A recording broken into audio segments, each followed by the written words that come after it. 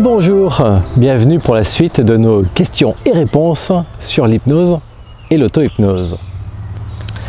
Alors, on commence par une demande qui m'est régulièrement faite, à savoir, pourquoi ne faites-vous pas de séances d'hypnose sur YouTube pour des anesthésies, analgésies, enlever la douleur? La réponse est très simple, c'est que ça serait vraiment pas prudent du tout. Faire une anesthésie, c'est enlever la douleur, enlever les sensations, anesthésie littéralement, on parle plutôt d'analgésie, d'enlever la douleur, même si populairement on parle plutôt d'anesthésie. En fait c'est vraiment très médical comme domaine et il faut vraiment un avis médical avant d'enlever la douleur sur quoi que ce soit, puisque la douleur c'est un signe que votre corps vous envoie, donc il ne faut pas enlever ça comme ça. Donc un hypnothérapeute, anesthésiste, analgésiste pourrait vous faire ce genre de choses si évidemment votre situation le permet, médicalement. Mais sur YouTube, moi je ne sais pas du tout ce que vous avez. Je ne vais pas mettre une séance d'hypnose qui va vous permettre d'enlever une douleur. Et si ça se trouve, cette douleur-là, elle vous prévient de quelque chose d'important. Donc non, c'est vraiment pas prudent. C'est également la raison pour laquelle on ne la prend pas non plus dans les week-ends d'auto-hypnose. Je sais qu'il y en a qui le font, ça les regarde, c'est leur conscience. Mais le jour où il y aura un problème, ils vont regretter. Il ne faut vraiment pas faire ça du tout, c'est très dangereux. Donc oui, ça existe, l'hypnose est très connue pour les anesthésies, ça marche très bien, c'est même étonnant tellement ça marche bien. C'est pas compliqué à faire non plus en plus. Mais c'est vraiment pas du domaine psy, c'est vraiment médical. Donc à voir avec un médecin qui pratiquerait l'hypnose. Voilà pour cette demande. Allez, la première question du jour. J'y arrive pas, ça marche pas avec moi. Je dois pas être hypnotisable sans doute. Alors, c'est pas possible de pas être hypnotisable. L'état d'hypnose, c'est un état de transe. La transe, en latin, c'est être au milieu de quelque chose, en transition, en transfert. Comme quand vous passez d'un endroit à un autre, vous prenez un moyen de transport. Donc être en transe, c'est être au milieu de quelque chose. En fait, on est au milieu de la veille et du sommeil. Donc forcément, toutes les nuits, enfin tous les soirs, quand vous vous endormez, vous passez de votre état éveillé d'habitude à votre état de sommeil, donc quand vous dormez. Donc vous êtes en transe, vous êtes au milieu d'eux. Donc être en transe en hypnose, c'est apprendre à le refaire exprès. Il n'y a même pas de question de base à propos de est-ce que je suis hypnotisable ou pas. Tout le monde est forcément hypnotisable vu que tout le monde dort. Voilà, donc après c'est comme le vélo, le piano ou le violon. Il y en a qui vont y arriver plus facilement que d'autres. Et il y en a d'autres, on les voit faire, ils y arrivent du premier coup, on se dit non, moi, pourquoi pas moi? C'est comme ça, vous allez y arriver mieux dans un domaine, et puis d'autres ils n'y arriveront pas. Et puis vous, vous ramez un petit peu avec l'hypnose, mais c'est comme tout, c'est une question de travail, d'entraînement. Ça va finir par venir. Alors, j'ai quelqu'un qui s'appelle, le pseudo s'appelle, je l'ai noté, Révo Rebellion, qui me dit moi ça marche pas, que faites-vous face à des gens comme moi? Révo Rebellion. Alors a priori, je sais pas si c'est s'il y a un rapport entre le pseudo et la question, mais quelqu'un qui serait un petit peu rêche, on va dire, dans le contrôle, on pourrait dire. Moi je fais rien, je vais pas faire un bras de fer, qui c'est qui est le plus fort, qui c'est qui va gagner. A priori, celui qui a besoin d'aide, c'est pas moi. Et donc, celui qui a besoin de s'entraîner, il va s'entraîner. Et moi, je vais faire tout ce que je sais pour que vous réussissiez. Après, c'est pas moi qui apprends, moi je sais déjà faire. J'ai pas réussi non plus du premier coup. Ça m'a demandé aussi de l'entraînement et il y a des choses qui me sont moins faciles.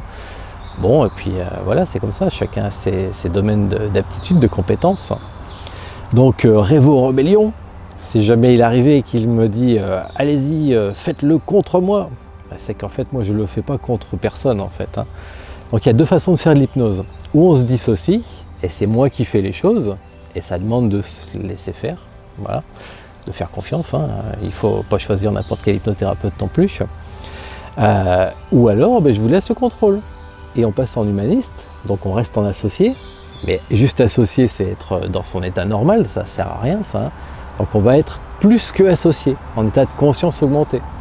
Je vais vous proposer de vous apprendre à être encore plus dans le contrôle, entre guillemets. C'est pas vraiment le même contrôle.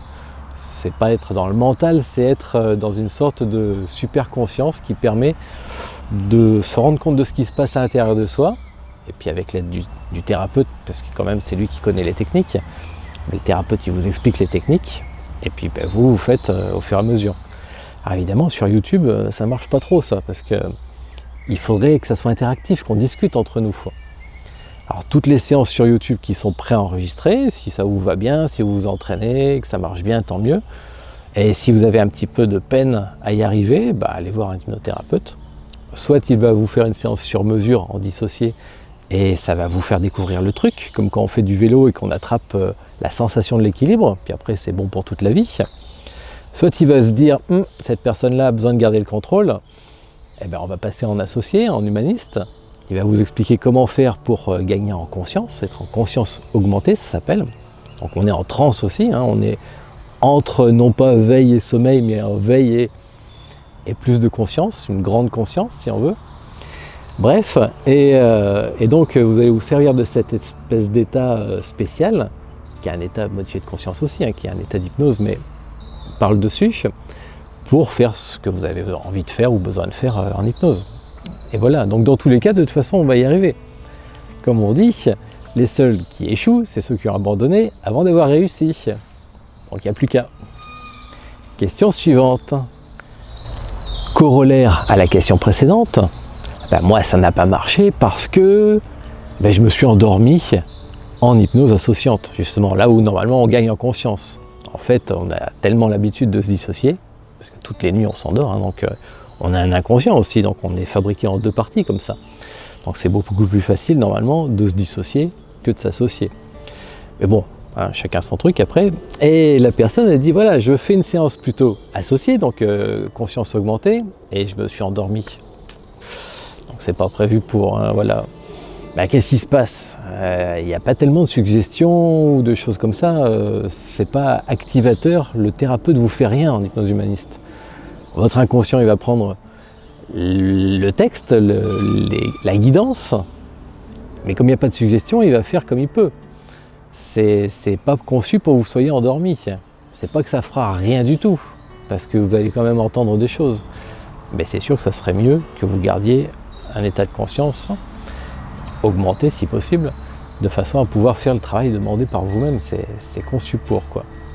Donc oui, si vous endormez en hypnose humaniste, ça demande à s'entraîner à cet état associé, à rester en associé, en connexion avec le flow qui passe.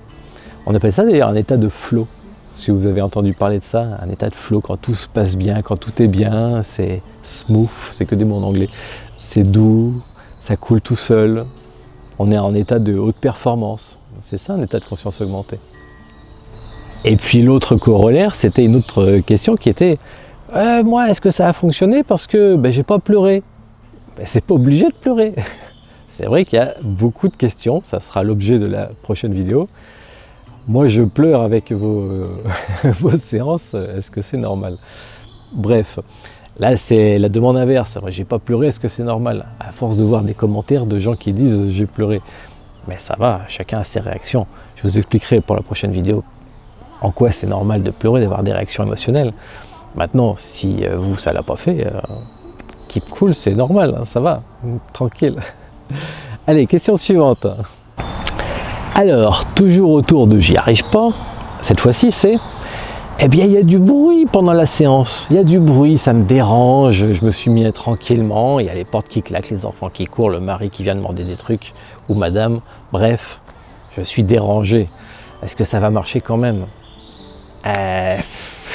Oui, comme ça peut.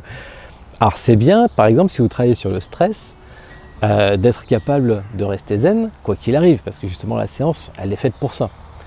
Maintenant, si vous êtes en train de vous prendre un petit moment pour vous, tranquille, un voyage en imagination, par exemple, avec une jolie musique, et qu'il y a du bazar partout dans la maison, c'est pas top. Donc oui, une astuce, ça serait de faire les séances le soir. Je sais qu'il y en a beaucoup qui le font tard, les séances, hein, ou tôt le matin. Donc ça, c'est une astuce, vous êtes tranquille. La maison, elle est toute tranquille, tout est tranquille. Et voilà. Bon, après, voilà, vous mettez des écouteurs. La musique des séances est réglée pour être entendu paroles et musique avec les écouteurs, sinon vous n'avez pas le bon niveau sonore. Certaines séances, je vous en ai déjà parlé, ont un niveau sonore un peu élevé pour noyer le poisson.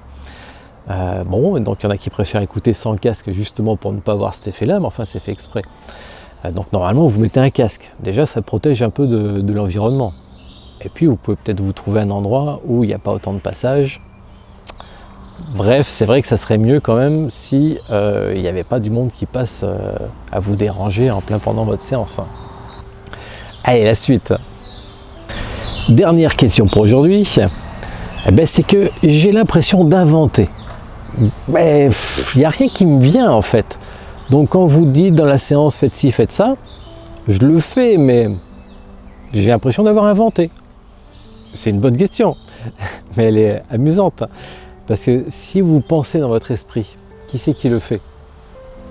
C'est vous. Donc en fait, vous pourriez dire que tout ce que vous pensez, vous l'avez inventé. En fait, quand on est en train de faire de la psychologie, ou ça vous vient spontanément parce qu'il y a une remontée d'émotions, par exemple, des choses comme ça, ou vous avez l'habitude de laisser faire, et donc ça vous remonte tout seul, mais enfin, ça vient de votre esprit quand même à vous, hein, ça vient de nulle part ailleurs. Ou alors vous êtes en train de vous entraîner, vous débutez, et puis vous avez un petit effort à faire pour trouver. Et donc vous pourriez vous dire, oui j'invente, mais même si vous inventez, consciemment vraiment inventer, ça sort d'où? Ça sort de votre esprit. Donc voilà quoi en fait. Hein. Rassurez-vous, vous pouvez toujours inventer, ça ne changera rien. Certaines personnes en consultation, quand elles n'y arrivent pas, on leur dit bon c'est pas grave, inventez. Elles se disent donc si j'invente, ça ne vaudra rien. Voilà, comme ça il n'y a plus de résistance. Et comme elles inventent, elles sortent quand même les choses qui sont dans elles. À la fin elles disent mais comment ça se fait, j'ai eu des émotions, ça a marché, mais pourtant j'ai tout inventé. Ah oui, on ne peut pas inventer en vrai, hein, c'est pas possible. C'est grâce à ça aussi que les métaphores fonctionnent quand on fait des métaphores. Bref, rassurez-vous, vous pouvez inventer. Si c'est plus facile pour vous au début, tant mieux, ça ne changera rien du tout. Hein. Donc allez-y. Si vous avez besoin de rencontrer votre enfant intérieur qui ne vient pas, imaginez-le, inventez-le, ça sera pareil. Si vous devez trouver un symbole de votre plus grande conscience, bref, des choses comme ça, allez-y, inventez-le. À quoi ça ressemblerait pour vous? Pour les séances dissociées, la plupart du temps, vous dormez. Donc il n'y a pas de souci de j'invente ou j'invente pas. La plupart du temps, les gens ils sont plus là, donc ils n'ont pas l'occasion d'inventer. Et si vous êtes vraiment dissocié, hein, si vraiment les séances d'hypnose où c'est le thérapeute qui vous accompagne, et vous n'avez rien à faire. Donc quand on est en consultation avec quelqu'un, la personne qui me dit « Ah ouais, dans ma tête, j'ai ça et ça qui me vient », je dis « Oui, c'est bien, hein. Mais ça c'est le conscient, on s'en fiche en fait un peu. » Allez-y, ça va vous occuper. Plus il s'occupe avec le côté conscient, plus il me laisse tranquille avec le côté inconscient. Donc moi, ça m'arrange quelque part. Hein, donc vous voyez, bref, dans tous les cas, vous pouvez toujours inventer, ça change rien. Voilà, rassuré. Bon, c'était la dernière question de cette vidéo. On en fera d'autres évidemment, je sais qu'il me reste encore des questions. Vous avez tendance à en poser davantage au printemps, je ne sais pas pourquoi. Donc pratiquez bien, hein, voilà, pratiquez bien, entraînez-vous, pas forcément avec les vidéos YouTube, vous pouvez pratiquer en solo, reproduire si vous avez les petits livres, parce qu'en ce moment on fait les vidéos des petits livres, donc pratiquez en solo, hein, c'est encore mieux. Bon, mettez-vous une jolie musique et allez-y. Et donc en attendant qu'on se retrouve, comme d'habitude, prenez soin de vous.